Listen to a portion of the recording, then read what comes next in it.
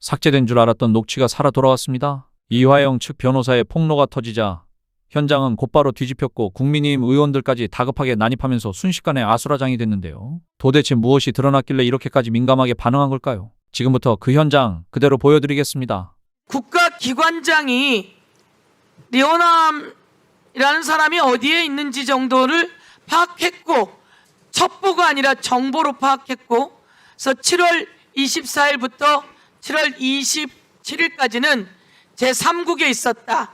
그것도 자기 여권으로 움직인 정황이 있었고 또 북경에 있었다. 이렇게 보고를 하신 거죠? 네네, 그렇게 알고 있습니다. 예. 그러면 여기 말씀하시듯이 박용철, 김성태 두 사람의 이야기는 사실이 아닌 거네요? 예, 그거는 아까 그 박용철 증인이 말씀하실 때 스스로 뭐 자인을 했다라고 생각을 합니다. 뭐 네. 보고 계시는 여러분들이 다 판단을 하실 거라고 생각합니다. 박용철 증인이 이야기하신 거는 사실이 아니다. 그리고 네. 스스로 사실이 아닌 걸 자인했다, 이런 말씀이시죠? 예, 사실은 항상 하나이지 않겠습니까? 두 개가 양립 못하는 거죠. 그래서 진실은 항상 하나이고 사실은 하나이다. 박용철 증인의 진술은 스스로 사실이 아님을 자인했다, 이렇게 말씀하셨고요. 오늘 김성태 증인이 불출석 사유서를 냈습니다. 그 낸 자료에 불출석 사유서에 그렇게 있습니다. 이재명과 아무 관계가 없다라고 17쪽짜리 불출석 사유서를 이런저런 이유서를 내서 아무 관계가 없다라고 했고, KH 배상윤 증인은 저 어디선가에서 들어오지 못하고 들어오고 싶다는 겁니다. 들어오고 싶다는 겁니다. 들어오면 주변이 모두 다 그 표현에 의하면 다 깨지고 사라지고, 그러면서 그 사람이 한 이야기는 뭡니까? 아까 여러분에게 확인서를 언론인에게도 다 드리겠습니다. 이재명과는 아무 관계가 없고 경기도와 아무 관계가 없고 SBS에 인터뷰했던 것과 똑같다, 이런 말씀을 하셨습니다. 그렇게 말씀드리고 노은채 증인께 하나 묻겠는데, 그 국정원장이 하신 건 첩보입니까? 정보입니까? 첩보와 정보가 다 융합되어 있습니다. 최초의 첩보가 여러 경로로 입수됐고 그 첩보를 종합한 게 정보입니다.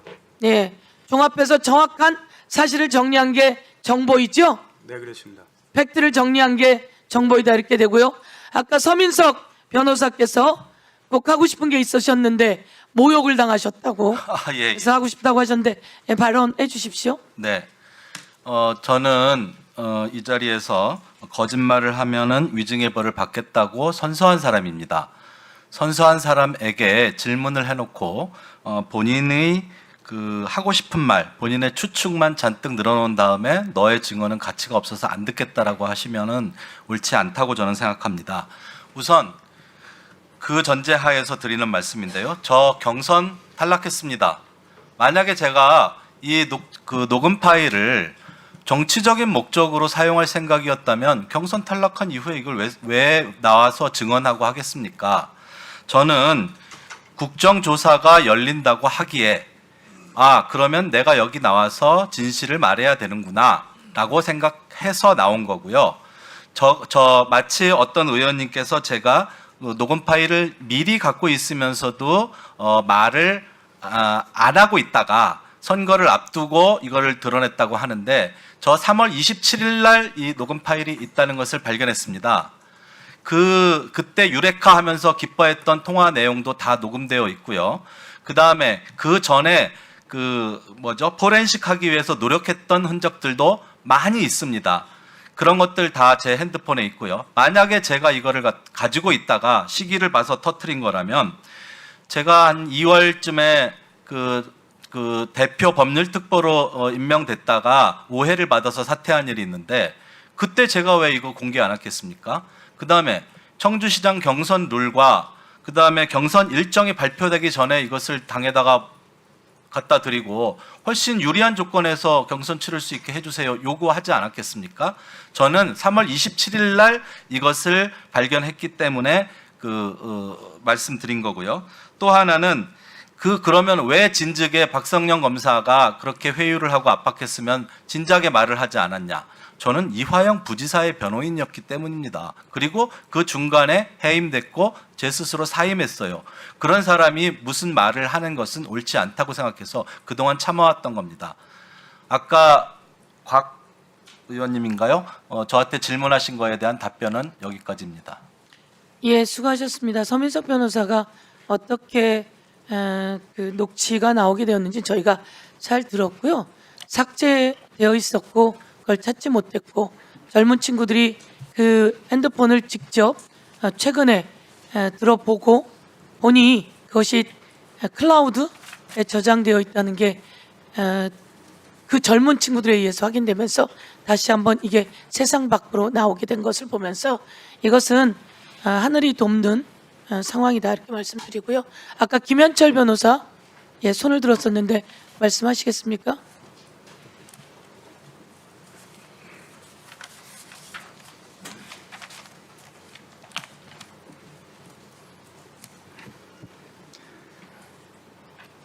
법무부 감찰 보고서가 나온 이후에 박성영 검사가 많은 유튜브에서 자신을 정당화하는 변명을 하면서 이화영 부지사에 관한 종전 판결을 근거로 제시했습니다. 그리고 국민의힘 의원들 역시도 오늘 내내 판결의 존재를 얘기하고 있습니다. 이 사건은 두 가지 측면에서 바라봐야 됩니다. 검찰이 사건을 조작하고 기소했던 그 측면 하나와 법원이 법률과 규칙에 어긋나는 재판을 진행해서 법관의 독단에 의한 불합리한 판결이 진행됐다는 사실입니다. 사례를 들어서 말씀드리겠습니다. 2019년 1월 17일에 쌍방울과 조선아트웨이는 1차 가계약을 체결합니다. 아까 쌍방울 내부자가 말했던 1차 계약이 그것입니다. 그리고 2월 20일 즈음에 200만 불이 제공되고 29일에 투자 유치 보고서, 나노스 IR 보고서 작성됩니다. 거기에 계약 이행 보증금 500만 불이라는 기재가 있게 됩니다. 그리고 나서 150만 불이 조선아트웨이에 지급되고 2019년 5월 12일에 드디어 본계약이 체결됩니다. 이 본계약에는 조선인민민주주의공화국 북한의 국부가 모두 넘어가는 내용이 들어가 있습니다. 희토류를 비롯한 지하자원 모두의 채굴권, 그리고 철도산업, 에너지사업, 관광사업, 이 모든 것을 1억 달러에 넘기는 계약이 체결됩니다. 예를 들어서 짧게 해주세요. 예. 알겠습니다. 네. 그러면 그 조항에 비공개 조항이 있습니다. 이 부분을 국정원 직원에게 한번 물어봐 주십시오. 계약이 비공개였기 때문에 2019년 연말에 평양에서 공개 사업 설명회를 체결하기로 했습니다. 이것은 국정원이 발견한 사실입니다. 즉 김성태는 북한을 가야 될 이유가 있었던 것입니다. 5월 12일 계약이 비공개였기 때문에 북한에서 공개돼야지 계열사인 나노스의 주가를 띄울 수 있었던 것입니다. 만약 제가 다른 사람을 위해서 돈을 대신 줬다면 제 자신은 제 채무가 없어야 됩니다. 그런데 김성태는 자기 자신의 채무가 있었던 것입니다. 자, 김성태가 준 500만 불이 경기도를 위한 것인지 자기를 위한 것인지 구별할 수 없게 됩니다. 5월 12일자 계약 이후에 4개의 문서가 방용철 컴퓨터에서 발견됩니다. 6월 달에 후속 조치는 본계약을 구체화하는 사항을 준비하라는 지시가 있고 7월 1일자 지시사항에는 방용철이 최우선적으로 회장님의 방북 추진이라는 단어가 있습니다. 9월 26일자 협의자료에는 통일부와 접촉하여 회장님의 방북 입장 타진이라는 단어가 있습니다. 그리고 10월 2일자 방용철과 송명철의 회의록에는 평양에 방북할 사람들의 명단이 모두 기재되어 있습니다. 여기에는 경기도 인사가 한 명도 없습니다. 자, 그런데 그 사이에 2019년 9월 6일에 이재명 경기도지사는 300만 원의 벌금형 항소심 판결을 받습니다. 그 당시 모든 언론은 이재명 도지사의 정치적 생명이 끝났다고 판단했습니다. 도지사 지위가 박탈될 때였고, 아니 여러분이 다 나가셨잖아요. 예. 네. 자 정리해 주세요. 예. 네. 이제 다 이야기하셨죠? 네. 네. 다 이야기하셨죠? 네. 국정조사하는 중에 어디 갔다 오신 거예요, 지금? 여러분이 있었으면 조금 정리했을 텐데, 여러분이 없으니까, 이야기하고자 하는 사람들 이야기를 충분히 들으려고 하는 거죠? 자, 됐어요. 알았어요. 그러니까 여기 자리 지키세요. 자. 보고 있으셨어요? 자, 앉으세요. 자, 앉으시고요. 예, 김현철 증인 잘 들었습니다. 네, 조금만 더 하겠습니다. 아까 예, 마무리하세요. 아까- 마무리. 예, 마무리. 아니 너무 소중한 가치가 있었어요. 그러니까 9월 마무리하세요. 6일 이재명 도지사는 정치 생명이 끝나는 판결을 받았습니다. 향후 5년 동안 피선거권이 박탈되는 상황이었습니다. 그런 사람을 위해서 방북비용을 대납했다라는 것은 비상식적이고 오히려 자기가 방북을 해야 될 필요성이 있었습니다.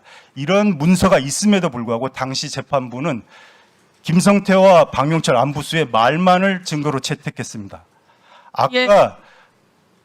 국민의힘 의원들이 제시했던 그 사진과 동영상은 2019년 1월 17일자 중국에서의 그 회의 장면입니다. 당시 안부수가 모든 회의를 잡았습니다. 국정원 직원에게 꼭 질문해 주시기 바랍니다. 2018년, 2019년에 북한과의 회의를 잡을 수 있는 사람이 누구였는지, 당시 안부수는 쌍방울과의 회의를 잡고 그리고 같은 날짜에 경기도의 회의를 잡았던 것입니다. 그 자리에 먼저 쌍방울이 계약식을 체결하고 있었던 것을 이화영 부지사와 경기도 일원이 뒤늦게 그 자리를 갔던 것이고 모르는 채로 그 자리에 앉았던 것입니다. 그래서 네. 목소리가 담겼던 것이고 네. 그날 만찬에 그렇게 우연찮게 참여했던 것입니다. 예, 이 사진이 있었습니다. 마치 이화영 부지사 그리고 경기도가 쌍방울과 사업을 같이 한 것처럼 왜곡됐던 것입니다. 네. 이 부분에 대해서 국정원 직원에게 꼭 질문해 주시기 바랍니다. 네. 그러면 이따 질문하고요. 하나만 제가 질문하면 방용철 컴퓨터에 최우선적으로 회장님의 방북을 타진한다 이런 내용이 들어있다는 말씀입니까? 예, 그렇습니다. 이거는 언제 문건입니까? 검찰이 압수해서 증거 기록으로 제출한 것입니다. 아 그렇군요. 그럼 이게 오히려 이런 증거 기록이 더 있군요. 예. 이런 증거가 있음에도 불구하고 네. 법원은 배척하는 이유를 설치하지 않고 진술만을 채택했습니다. 예, 알겠습니다. 방용철 컴퓨터에 최우선적으로 회장님의 방북 입장 타진 이렇게 써놓고서는 이렇게 있으면서 누구한테 뒤집어 씌우는 거예요? 자, 예. 1분 주십시오. 필요 없고요. 지금 오늘 보니까 조경시 회장도 그렇고 그 당시 이제 안보수 회장도 그렇고 특히 김국훈 동북아 평화협력 네트워크 의장의 의견을 들어보면 국정원 보고도 그렇고요. 그날 필리핀에 이혼함이 없다는 사실을 다 입증하고 있는데 유일하게 지금 방용철 씨만 이혼함을 만났다라고 하는 얘기를 하고 있어요. 이건 반드시 위증입니다. 그래서 국정조사 특위 차원에서 방용철 관련된 부분에 대해서는 위증죄로 고발이 필요하다는 의견을 드립니다.